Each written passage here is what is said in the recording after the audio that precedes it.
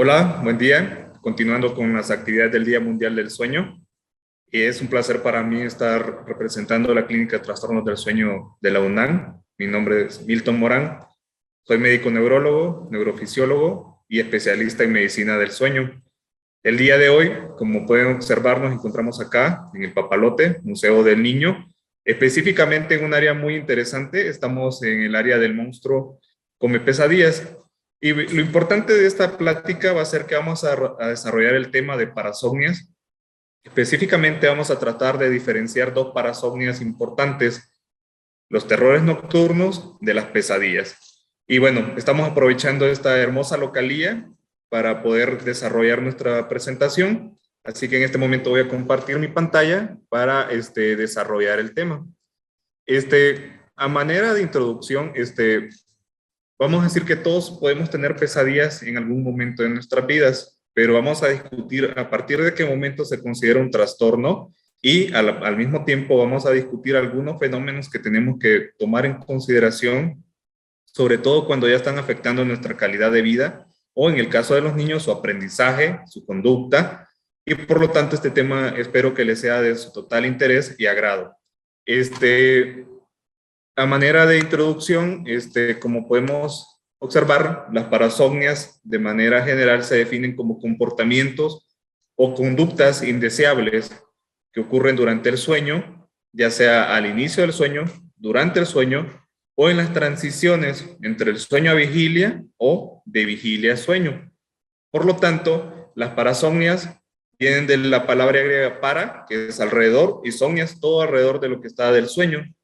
Entonces, como anteriormente se ha descrito durante el desarrollo de los temas, nosotros durante la noche presentamos ciclos en los cuales fluctuamos entre el sueño de no MOR o sin movimientos oculares rápidos y el sueño MOR, que son movimientos oculares rápidos. Dentro de esos dos grandes grupos, también subdividimos el sueño no MOR en etapa N1, etapa N2, que son sueño ligero, y etapa N3, que es el sueño profundo o de ondas lentas. En ese sentido, las parasomnias pueden ocurrir en el sueño sin movimientos oculares rápidos y en el sueño de movimientos oculares rápidos, pero también en las transiciones entre ellos también podemos ver parasomnias. Lo importante de esto es que, aparte de que pueden ocurrir durante esas etapas, nos ayudan a diferenciar las parasomnias en parasomnias del sueño no MOR contra parasomnias del sueño MOR, como lo vamos a ver, y eso nos ayuda a la clasificación. Hay otro grupo de parasomnias en las cuales tenemos, por ejemplo, el síndrome de cabeza explosiva, que no vamos a desarrollar el día de hoy. También tenemos síntomas aislados como la somniloquia, que tampoco lo vamos a desarrollar el día de hoy, y también tenemos la enuresis. Esas se catalogan entre otros parasomnias debido a que se pueden presentar tanto en el sueño no MOR como en el MOR, y también tenemos algunos trastornos de conductas sexuales asociadas al sueño como la sexomnia. Muy bien. ¿En qué momento una parasomnia o una de estas conductas indeseables durante el sueño se vuelve un trastorno? O sea, se sale de la normalidad. Cuando estas conductas nos pueden generar lesiones. Quizás de las parasomnias las más conocidas a nivel popular debido a su difusión en las diferentes cinematografías, caricaturas, sobre todo para los niños, es el sonambulismo, que es el paciente que camina dormido. En ese sentido, estos pacientes pueden presentar lesiones y ya se considera un trastorno. Aparte de eso, al tener esa alteración del sueño, no se logra una adecuada arquitectura del sueño, o sea que no estamos durmiendo bien, y durante el día estos pacientes pueden presentar manifestaciones diurnas asociadas a una mala calidad del sueño. Por ejemplo, tener exceso de sueño durante el día, que conocemos como somnolencia excesiva diurna. Aparte de eso, al tener un exceso de sueño durante el día, este paciente va a presentar pobre rendimiento escolar, déficit de atención y con ello todos los trastornos de salud que deriven de ello. Y aparte de eso, en los niños muchas veces se asocia muchas veces con problemas de tipo psicológicos, empiezan a presentar mucha hiperactividad o agresividad. Y como ya mis compañeros lo han dicho anteriormente, en los niños es importante que la calidad de sueño sea la adecuada debido a que son cerebros que se encuentran en desarrollo y por dicho motivo, al encontrarse en desarrollo, todas estas alteraciones a largo plazo van a afectar su neurodesarrollo, sus procesos cognitivos, aprendizaje tanto a nivel de memoria semántica como memoria procedimental o de procedimientos, sin mencionar todas aquellas alteraciones que pueden provocar sobre todo a nivel del crecimiento. Recordemos que el sueño, sobre todo en las etapas N3 de sueño no mor, ayudan a la liberación de hormona del crecimiento, que es la que genera que los niños vayan creciendo adecuadamente a lo largo de la vida. También se libera testosterona, que en el caso de los adolescentes ayuda mucho a la construcción de masa muscular, la densidad de la mineralización ósea. Por lo tanto, el sueño es totalmente impredecible, bueno, es totalmente importante durante el desarrollo tanto físico como mental de los niños, adolescentes, y en la vida adulta también nos ayuda mucho a reducir los riesgos cardiovasculares derivados de algunos trastornos. Regresando al tema de las parasomnias, quiero decirles de que este tipo de trastornos habitualmente su diagnóstico es clínico, por lo tanto no realizamos estudios adicionales salvo que nosotros tengamos sospechas adicionales. Y como les voy a comentar a continuación, las parasomnias pueden presentar trastornos o que nos predispongan o trastornos que los precipiten. Ya habíamos comentado de la clasificación, que son parasomnias del sueño no mor y parasomnias del sueño mor. Dentro de esta clasificación quiero que hagan un especial énfasis sobre todo en las parasomnias del sueño no mor, que quizás son las más conocidas, porque muchas veces los niños en etapa en desarrollo van a presentar este despertar confuso y muchas veces se manifiesta en las etapas tempranas, sobre todo en la lactancia, que el niño durante la noche se despierta, busca a sus padres, ya sea o su cuidador primario, y al mismo tiempo busca, por ejemplo, alimentarse con su mamila, y ese es un despertar confuso. La característica del despertar confuso es que el paciente no sale de la cama, a diferencia del sonambulismo, que sí puede salir de la cama y camina, como lo hemos visto muchas veces en las caricaturas, en las películas, series, y toda la cultura, lo que maneja la cultura popular. En cambio, los terrores nocturnos no es tan conocido dentro de las parasomnias del sueño no mor, y es por dicho motivo que lo vamos a traer, porque muchas veces se pueden confundir con pesadillas.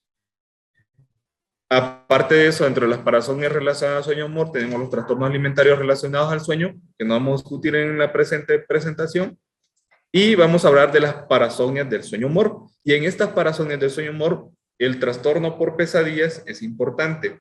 Ahora dirán, ¿por qué es importante esta separación o esta diferenciación entre parasomnia del sueño no mor y mor? Recordemos que durante los ciclos del sueño, el sueño no mor predomina en la primera mitad de la noche. Por dicho motivo, las parasomnias del sueño no mor se van a ver con mayor frecuencia durante la primera mitad de la noche. En cambio, el sueño mor predomina en la segunda mitad de la noche.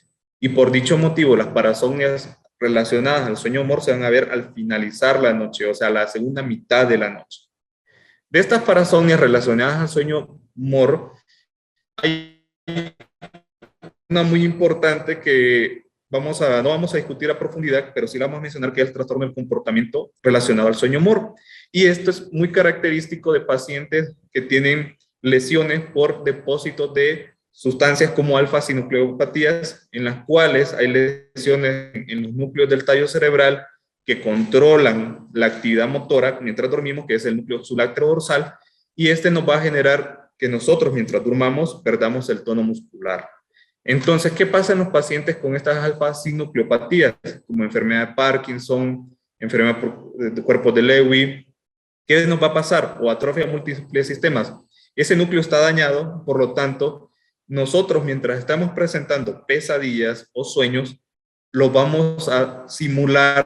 El paciente simula sus sueños, pelea, lanza golpes, patadas, y durante esos eventos puede lesionar a su compañero de cama o puede lesionarse a sí mismo al caer de la cama o lastimarse contra objetos que estén alrededor de la cama.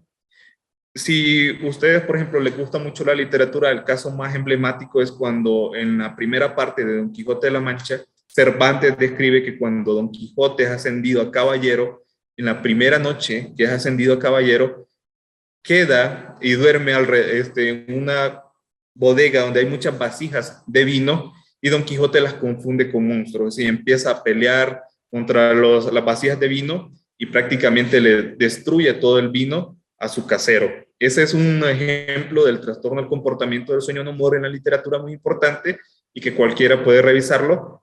Y aparte de eso, ¿cuál es el punto importante acá? Si bien esto lo asociamos mucho a personas mayores con enfermedades tipo enfermedad de Parkinson, también lo podemos ver en adultos jóvenes o en adolescentes. ¿Pero en qué tipo de trastornos? Sobre todo en los pacientes con narcolepsia. Y en este trastorno vamos a aprovechar de decir que nosotros tenemos también mucha experiencia en la cual los pacientes con narcolepsia son jóvenes, los cuales presentan episodios de sueño incontrolables en los cuales necesitan dormir inmediatamente, toman siestas de 1 a 2 horas y con eso se sienten muy bien, pero habitualmente necesitan siestas cada 4 o 6 horas. Estos pacientes con narcolepsia presentan mucha somnolencia durante el día y también en los adolescentes genera un problema debido a que a nivel de escuelas los maestros o algunas instituciones educativas superiores desconocen el tema y habitualmente este paciente es catalogado como un mal estudiante que se duerme durante las clases, cuando en realidad tiene un trastorno o una enfermedad que está condicionando que él presente esta somnolencia excesiva durante el día. Por lo tanto, el mensaje acá, aprovechando de las parasomnias, es que no siempre asociemos trastorno del comportamiento del sueño y humor a enfermedad de Parkinson. Si bien es la más frecuente en la que observa, también pensemos en los pacientes jóvenes, adolescentes o adultos jóvenes en narcolepsia. La siguiente parasomnia del sueño humor, que es también muy conocida, nada más que en términos generales, la conocen habitualmente como que se le sube el muerto, es la parálisis del sueño recurrente aislada. Esta parasomnia, lo que sucede es que nosotros despertamos, pero el núcleo sublátero dorsal a nivel del tallo cerebral todavía está activo y por lo tanto nuestro cuerpo está sin tono muscular y al estar sin tono tampoco presentamos fuerza. Entonces el paciente despierta y tiene esa sensación de incapacidad para movilizarse. Entonces, este tipo de trastornos es muy frecuente, sobre todo en los adolescentes y adultos jóvenes que se encuentran en la secundaria o en la universidad, sobre todo en las etapas asociadas a los exámenes que tienen que rendir exámenes, ya sea semestrales o trimestrales, porque también el estrés genera que esta parálisis del sueño se presente con mayor frecuencia en este tipo de población. Ahora, todo esto es importante, pero vamos ahora a hacer un poquito más de énfasis en algunos puntos asociados a las pesadillas y los terrores nocturnos, que es el tema que vamos a desarrollar el día de hoy. Muy bien, ¿por qué traemos estos temas? Porque su mayor prevalencia es en niños. Los niños, hemos desarrollado investigación en la clínica en la cual hemos identificado que la población con mayor cantidad de parasomnias son niños. Y por dicho motivo, hemos desarrollado este tema el día de hoy. Pero también se presenta en adultos menores de 35 años, sobre todo las parasomnias del sueño humor, las asociadas a, como lo habíamos dicho, y trastorno de comportamiento del sueño humor, cuando presentan narcolepsia, el trastorno que le sube el muerto, pero asociado a los factores de estrés por presentar exámenes o trabajo. Y también son más frecuentes en los adultos jóvenes las pesadillas, sobre todo cuando hay estrés postraumático o hay mucho bullying en la escuela o hay otros factores asociados. Actualmente hay mucha información y esperemos que así se siga dando acerca de abusos de tipo físico hacia los menores o hacia los adolescentes. Entonces estos son trastornos muy frecuentes en esa población, por lo tanto lo hemos decidido presentar el día de hoy. Ahora, ¿qué pasa en las parasomnias? Ya mencionamos un poquito las no MOR, pero en las MOR, perdón, en las de los movimientos oculares rápidos, pero ¿qué pasa en las parasomnias del sueño no MOR y por qué el paciente es capaz de caminar mientras está dormido o capaz de incorporarse mientras está dormido, o como vamos a ver en el terror nocturno, porque es capaz hasta de gritar? Bueno, los estudios de parasomnias, curiosamente, siempre se ha descrito que las parasomnias las debemos de dividir de las crisis epilépticas. Curiosamente, estos pacientes a los cuales se les identificó una parasomnia eran pacientes con una crisis epiléptica de difícil control, por lo tanto estaban en un una unidad de videoelectroencefalografía con electrodos profundos, llámese mallas o electrodos profundos para estereotaxia, y estos pacientes durante el registro, aparte de presentar sus crisis epilépticas, presentaron eventos compatibles con parasomnia. ¿Y qué observaron? Observaron que había una disociación en la integración de la actividad eléctrica cerebral, caracterizada porque habían unas áreas en las cuales estaban los pacientes durmiendo, por ejemplo, en la corteza de asociación frontoparietal, y en otras áreas, como la corteza motora, había una actividad similar al despierto. Esto se le conoció inicialmente como el fenómeno de disociación focal, en el cual una parte de nuestro cerebro está activamente o eléctricamente despierta y otra está dormida. Como estaban en una unidad de videoelectroencefalografía y observaron el evento, lo que realizaron subsecuentemente fue un estudio de imagen que se conoce como SPECT, que se realiza en los estudios ictales de pacientes con epilepsia. ¿Y qué observaron? Pues corroboraron también los hallazgos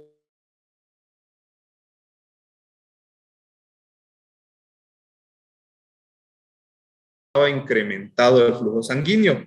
Entonces, también lo observaron desde el punto de vista de imagen y también desde el punto de vista funcional a nivel eléctrico. Por lo tanto, eso en las parasomnias del sueño no MOR se conoce como la teoría de disociación focal. Aparte de eso, no nos hemos quedado únicamente con esa información, y se identificaron subsecuentemente factores predisponentes, que dentro de los factores predisponentes tenemos sobre todo factores genéticos. Por lo tanto, si un padre ha presentado sonambulismo, probablemente su hijo sí lo presente, porque se ha encontrado un genotipo a nivel de los antígenos de leucocitos humanos en el DQB1, y ese se ha asociado a sonambulismo. También tenemos los factores de maduración dentro de los predisponentes, como les dije. El cerebro humano deja de desarrollarse habitualmente hasta los 25 años. Por lo tanto, previo a esa etapa, todavía se siguen generando sinapsis en las cuales puede haber conexiones aberrantes, y aquí es donde algunos dicen que las parasomnias comparten este fenómeno con las crisis epilépticas y comparten algunos componentes generales. Pero acá hay un error en la maduración, y ese error en la maduración hace que sea más fácil que algunas áreas se activen y otras se encuentren en etapa de sueño.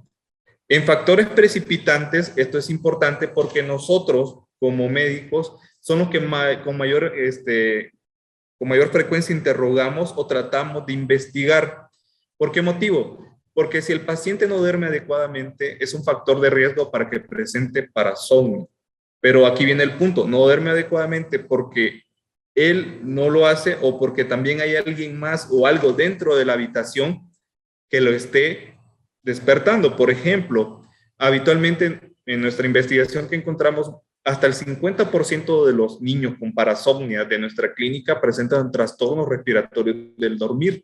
Y por trastornos respiratorios del dormir, un 20% presentaba solo ronquido primario. Así que el ronquido primario tampoco se debe considerar una patología benigna, porque se asocia mucho a parasomnias y se asocia mucho a esta alteración de la arquitectura del sueño. También presentan apnea obstructiva del sueño. Entonces, ese es un factor predisponente que nosotros buscamos con mucha frecuencia.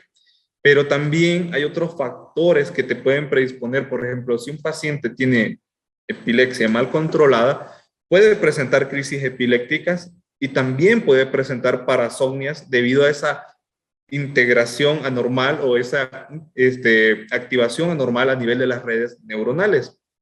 También tenemos otro factor dependiente del sueño, son los ciclos inusuales de dormir y despertar. Por lo tanto, nosotros casi siempre en este tipo de parasomnias, nuestra recomendación es que a los niños se establezcan horarios adecuados de sueño, con una hora de inicio y una hora de finalización, una hora de dormir y una hora de despertar, para que el ciclo sea adecuado, que sea normal para su edad, y por ello nosotros casi siempre tratamos de dar este tipo de medidas de higiene del sueño.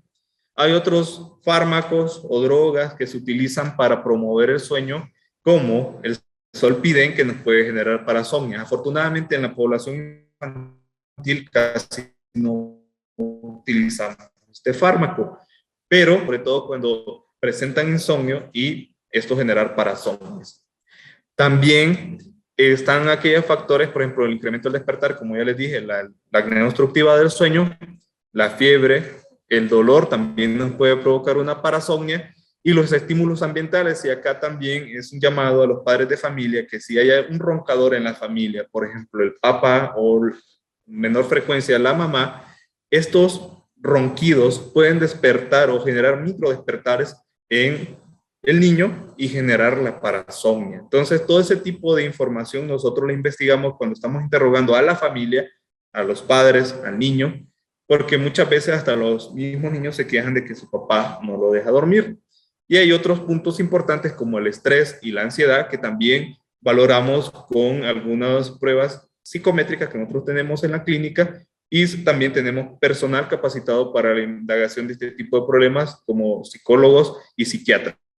Entonces, es importante que tengamos presentes de que la parasomnia, lejos de ser una enfermedad como tal, es un trastorno en el cual hay múltiples factores que pueden estar condicionando que este paciente se esté despertando parcialmente y al mismo tiempo corre los riesgos que ya mencioné de sufrir una lesión. Ahora, el diagnóstico, como yo les dije, es por historia clínica, pero ¿en qué casos nosotros recomendamos hacer un estudio de polisomnografía, que es el estudio que nosotros realizamos en las clínicas de trastornos del sueño? Pero no es cualquier estudio de polisomnografía. Tenemos que realizarlo con un montaje de 10-20, quiere decir que incrementamos el número de electrodos a toda la cabeza. Habitualmente solo utilizamos un hemisferio en los adultos, en los niños 2. Acá colocamos aproximadamente 21 electrodos para registrar la actividad eléctrica de todo su cerebro. Y aparte de eso, estamos registrando simultáneamente el video. Y no solo eso, también registramos parámetros respiratorios y de movimientos de las extremidades, para lo cual, al final de todo ello, nos ayudan a identificar algún factor predisponente que nosotros desconocíamos. Por ejemplo, como les dije anteriormente, que tenga una actividad epileptiforme ahí, o que el niño no sepa que tiene epilepsia durante duerme, o porque también hay epilepsias relacionadas únicamente al fenómeno de dormir. Aparte de eso, logramos identificar si hay ronquido primario, si hay apnea obstructiva del sueño. También logramos identificar si hay movimientos periódicos de extremidades que también generan esos despertares. Y de dicha manera, por eso el estudio tiene que ser estrictamente, como nosotros mencionamos, una polisomnografía con montaje de 20 y el registro simultáneo de video, no con el objetivo de observar la parasomnia. Si lo hacemos, bueno, perfecto, lo vimos, sino con el objetivo de hacer el diagnóstico diferencial con otros trastornos del sueño que pueden presentar movimientos, porque también hay otros trastornos asociados al movimiento durante el dormir. También realizamos algunas maniobras de provocación. Por ejemplo, tratamos de despertar al paciente con un sonido intenso con el objetivo de provocar la parasomnia, se puede realizar. Y aparte de eso, tenemos que hacer una polisomnografía siempre que los comportamientos sean violentos. ¿Por qué motivo? Porque habitualmente se considera que durante la parasomnia, el cerebro que está activo es nuestro instinto animal, por decirlo así, nuestro cerebro primitivo, las estructuras primitivas de nuestro cerebro. Y dicen de que rara vez nuestro cerebro primitivo va a generar comportamientos violentos. Habitualmente nuestro cerebro primitivo es un cerebro más en pro de preservar nuestra especie. Y por eso muchos dicen que alguien que presente comportamientos violentos durante las parasomnias, hay que estudiarlo adecuadamente porque pueden ser otro tipo de trastornos y no necesariamente una parasomnia. Entonces hay que tener un poquito de cuidado. Vamos a presentar un caso clínico que nos llegó a la Clínica de Trastornos del Sueño de la UNAM. Es una niña de 11 años de edad, referida a evaluación por parasomnias, porque presenta hasta 4 eventos por noche, y definitivamente esta parasomnia ya dificultaba sus actividades diarias, somnolencia diurna excesiva, fatiga y obviamente bajo rendimiento escolar y déficit de atención. Entonces, vamos a presentar brevemente un video, espero que se pueda ver claramente. Aquí las características de la parasomnia es muy importante porque está en sueño etapa N3, o que nosotros conocemos sueño como de ondas lentas o sueño profundo, vemos cómo la paciente se incorpora, acá no se escucha, pero generó un grito muy importante, que es una característica del terror nocturno, y aparte de eso, nosotros vemos aquí en las variables de la frecuencia cardíaca cómo se incrementa la frecuencia cardíaca, que es otro criterio que se llama taquicardia, y incrementa la frecuencia respiratoria, que lo vemos en las bandas abdominales y torácicas, que se conoce como taquipnea, el incremento de la frecuencia respiratoria, y posteriormente la paciente vuelve a dormir, llega nuevamente a etapa N2 y regresa rápidamente a etapa N3 de sueño. Entonces, esta paciente característicamente presentó una parasomnia porque no se despierta en ningún momento. Y esta parasomnia es lo que nosotros conocemos como un terror nocturno. Ya vamos a describir algunas diferencias con respecto a la pesadilla, pero la característica predominante del terror nocturno es que el paciente no recuerda nada de lo que sucedió o tiene un recuerdo muy breve o casi nulo de lo que sucedió. Y este trastorno o esta parasomnia que se conoce como terror nocturno está englobada en otros trastornos que se conocen como trastornos por despertares incompletos del sueño. Y esto, pues, como su misma palabra lo dice, son despertares incompletos del sueño, y aparte de eso tienen una respuesta ausente e inapropiada al esfuerzo de otros para despertarlos o redirigirlos. Como observaron en ese caso en el video, la mamá de la niña trata de controlarla, trata de regresarla nuevamente a la cama, pero es casi imposible. Ella regresa al sueño únicamente porque ya pasó el episodio. No se recuerdan o están muy limitados los recuerdos de dicho evento. Y por eso se dice que puede tener amnesia parcial o completa del episodio. Y la perturbación no es explicable por otro trastorno del sueño o condición médica. Ahora, estos son los criterios generales para los trastornos del despertar, pero para el terror nocturno, específicamente el pavos nocturnos, lo más importante que debe presentar el paciente es que son episodios de terrores abruptos. Típicamente hay vocalización o gritos, que es un grito tenebroso o alarmante. Y aparte de eso hay un miedo intenso con signos de activación autonómica, que fue lo que nosotros observamos en la polisomnografía. A nivel cardíaco, incremento de la frecuencia cardíaca, que es taquicardia. A nivel de las bandas respiratorias, la taquipnea o incremento de la frecuencia respiratoria, observamos incremento de la sudoración, que es diaforesis, y dilatación de las pupilas. Eso es en cuanto al terror nocturno, que son sus características. Pero ¿cómo lo vamos a diferenciar de las pesadillas? Pues el trastorno, como ya mencioné anteriormente, las pesadillas, todos hemos presentado pesadillas en algún momento, y hay trastornos por pesadillas. Uno de los grandes ejemplos en la literatura que ustedes pueden encontrar por trastornos por pesadillas son todos los escritos de Howard Philip Lovecraft. Entonces, de hecho, esta imagen es un honor a Lovecraft. Entonces, él durante su infancia presentó trastornos por pesadillas severos, pero aquí viene el punto. A diferencia del terror nocturno, las pesadillas son muy vívidas y los pacientes habitualmente se recuerdan. Y en el caso de Lovecraft, prácticamente creó un universo alterno, otra dimensión, por decirlo así, a base de sus pesadillas. Y todas esas pesadillas sirvieron para la construcción posterior de su bibliografía, que actualmente todos sabemos el impacto que tiene en los diferentes escritores modernos y en la cultura popular. Entonces, todos hemos tenido pesadillas en algún momento, pero ¿a partir de qué momento se considera un trastorno? Las pesadillas se consideran un trastorno a partir de que empiezan a generar alteraciones del estado de ánimo. El paciente se empieza a presentar muy agresivo. Hay resistencia al sueño porque el paciente tiene miedo a dormir y volver a presentar las pesadillas. Trastornos cognitivos, ¿qué significa esto? Que el paciente no está aprendiendo adecuadamente o no está logrando todos aquellos dominios para la edad, sobre todo en los casos pediátricos. Recordemos que el neurodesarrollo no solamente es la movilidad, también están los factores como lenguaje, la comunicación social y el desarrollo de habilidades para la edad. Entonces puede presentar este tipo de trastornos cognitivos. ¿Hay un impacto negativo en el funcionamiento del cuidador o de la familia? Claro que sí, porque el que lo está cuidando trata de tranquilizar a esta persona. Hay problemas del comportamiento, se pueden volver agresivos, se pueden volver con trastornos depresivos, también se pueden asociar este tipo de problemas.